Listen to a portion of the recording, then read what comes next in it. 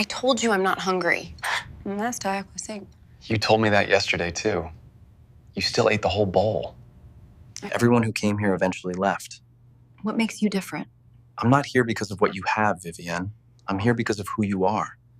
It was a Tuesday. I was on my way to close a $40 million deal. You don't have to. No, I want to. 4 seconds, Daniel. My whole life changed in 4 seconds. You are not your wheelchair. You are not your accident. You are Vivienne. And that is more than enough. She was a paralyzed billionaire who fired every caretaker, until a broke single dad showed up with a bowl of soup and shattered her walls forever. The soup he made changed her life. The penthouse on the 34th floor of Meridian Tower had everything money could buy. Floor-to-ceiling windows overlooking downtown Chicago, imported Italian marble, a kitchen that cost more than most people's homes. But for the past 2 years, no one had been invited inside. Not really. Vivienne Calloway, 31, had been one of the most powerful real estate developers in the Midwest. Boardrooms feared her, rivals respected her, magazines put her on covers. Then a drunk driver ran a red light on a Tuesday morning, and everything changed in 4 seconds. She survived. Her ability to walk did not.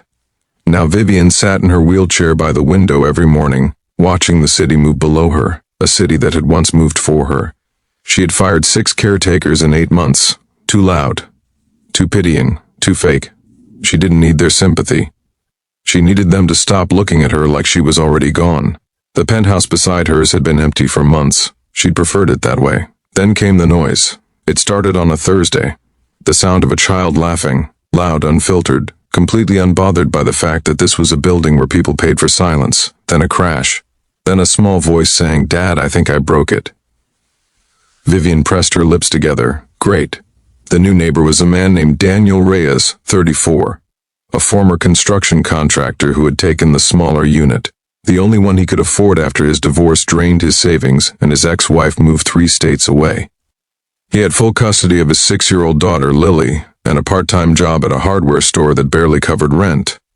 He hadn't planned on being a single father this young, but Lily was his whole world, and he showed up for her every single day. On the second morning, Vivienne heard a knock at her door. She stared at it. Nobody knocked on her door unless it was a scheduled delivery. She wheeled herself over and opened it. He was standing there in a white t-shirt and dark jeans, holding a white ceramic bowl with both hands, steam rising from it gently. His dark eyes were calm, not nervous, not overly eager. Just present. "I'm Daniel. I moved in next door. I made chicken soup. Lily insisted I bring some over. She said, 'Dad, what if the neighbor is lonely?' And I didn't really have a good argument." Vivienne stared at him, then at the bowl, then back at him. "I don't need your soup," she said flatly. "I know," he replied, "but Lily would be devastated if I brought it back." She stirred it herself 3 times, she counted. A pause. "Fine," Vivienne said, and opened the door wider. He didn't come in far. He set the bowl on the kitchen counter, looked around for exactly 2 seconds, and then looked back at her without any trace of the usual reaction people had. The flicker of discomfort, the forced smile, the eyes that dropped to her wheelchair and stayed there just a second too long. Daniel didn't do any of that. He just looked at her like she was a person. "Nice view," he said. "You're just saying that because you don't have one," she replied. He laughed, a real laugh, not performed. "Yeah, my window faces the parking garage. A pigeon lives on the ledge. I named him Gerald." She almost smiled. Almost. He left after 5 minutes, exactly like he said he would. No lingering, no pity, no questions about what happened to her. She ate the soup. It was good. Over the following weeks, it became a quiet routine neither of them officially acknowledged. He'd knock. She'd pretend to be annoyed. He'd leave food, sometimes soup, sometimes the leftover pasta Lily had helped make, once a plate of slightly burnt pancakes with a sticky note that said, "Lily made these. Be kind." Vivienne started looking forward to the knocks. She told herself it was because the food was decent. It had nothing to do with the way he spoke to her, like she hadn't lost anything, like she was still whole. One evening, he knocked later than usual. Lily was with her grandmother for the weekend. He looked tired in a way that went deeper than sleep. "Rough day?" Vivienne asked before she could stop herself. He sat on the floor against the doorframe, didn't even ask to come in, just slid down like his legs gave out and said, "The hardware store cut my hours. I'm trying to figure out the math and it's not mathing. She looked at him for a long moment. Come in, she said. I'll make coffee. I can still do that much. He came in. They talked for 2 hours, not about her accident or his divorce, about Chicago winters, about the worst jobs they'd ever had, about what Lily wanted to be when she grew up. A dinosaur, he said, completely serious.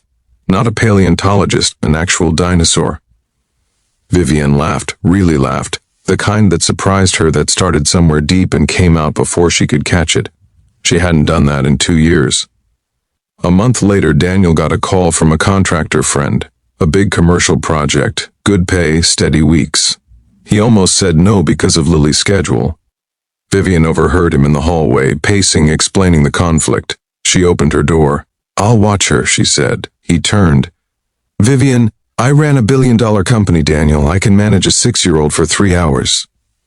He searched her face, not for pity, not for obligation. He was looking for whether she meant it. She did. That afternoon, Lily sat cross-legged on Vivian's living room floor with coloring books spread across the marble, chattering nonstop about Gerald the pigeon and whether dinosaurs could swim. Vivian sat beside her in her wheelchair, answering every question with the same seriousness the girl gave them. At some point, Lily looked up and said, You're not scary. The people downstairs said you were scary. I used to be, Vivian said honestly. Lily nodded like that made complete sense. My dad says people get scary when they're sad. Are you still sad? A beat of silence. A little less today, Vivian said quietly. When Daniel returned and saw them there, his daughter asleep on the couch, Vivian reading beside her in the fading afternoon light, he stopped in the doorway. He didn't say anything for a moment. You okay? He finally asked. She's fine. Fell asleep mid-sentence. She was explaining ocean currents to me somehow. He smiled slowly, walked over, stood close enough that she could have reached for his hand if she'd wanted to. Thank you, he said, not just for today. She looked up at him. You knocked on my door with soup, she said. That's the bravest thing anyone's done in 2 years. He crouched down to her eye level, not in a condescending way, but the way someone does when they want you to know they're listening. I just saw someone who needed a neighbor, he said simply. And that was it. Not a speech. Not a declaration. Just the truth, said plainly by a man who'd learned that showing up, just showing up, is the most powerful thing a person can do. Vivian Calloway didn't fall in love with Daniel Reyes because he rescued her. She'd never needed rescuing.